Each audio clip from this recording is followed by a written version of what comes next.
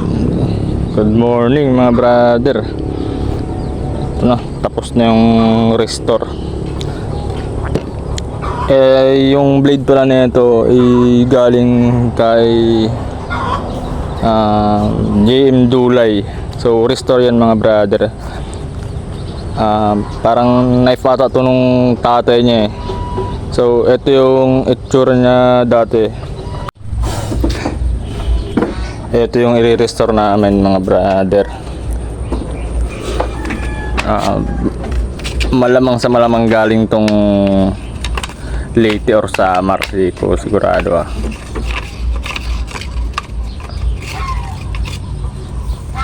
Yan. Palit scabbard to. Pero yung handle gusto ko panatilihin. So shout out JM Dulay. Let's go. Ito pa yung scabbard niya. Hindi na sinira.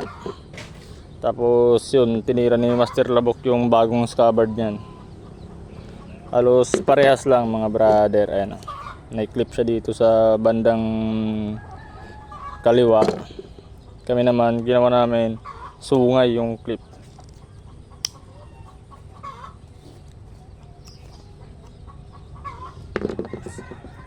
So yun, tapos sa handle wala na, hindi ko pinalitan kasi yun nga, since sa tatay niya to, and okay pa naman yung dulo eh. Okay pa yung dulo. So yung gusto kong mangyari na i-restore siya pero mukha pa rin siyang luma, nangyari din. Okay pa yung dulo, yung banda lang dito, yung bulok na yung kahoy niyan dito.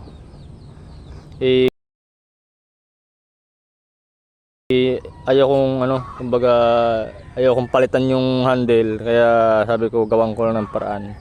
So nagbrush tayo dito para matakpan yung, pero nilinis muna natin yun, tapos naglagay tayo ng brush and epoxy para matakpan yung mga sirang kahoy. So yan, para sabi ko mayroon talagang yung original pa rin, blade and handle andyan pa rin, although na restore pero original pa rin yan.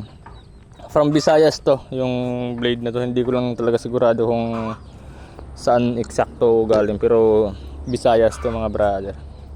Nire-quench tapos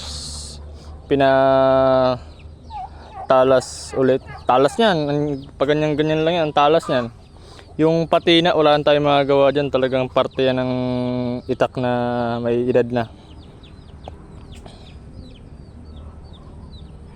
Pero sa talas, nakikipagsabayan pa to. Nirequence namin to eh. So yun, nirestore namin ng bahagya. Scabbard lang, tsaka yung handle. Dito kasi siya, maluwag na yan dito. Kaya yun yung pinakaano namin. Sabi ko pwede natin palitan ng scabbard. Pero goods pa naman tong scabbard na to. So pag ipapadala ko to kay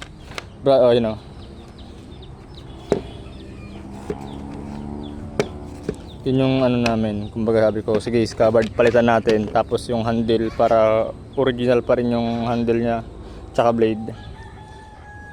Gawin natin ng paraan. So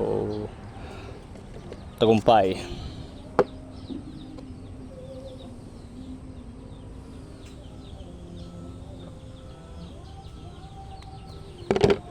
So yun lang mga brother. Sana JM Dulay matuwa ka sa restore namin.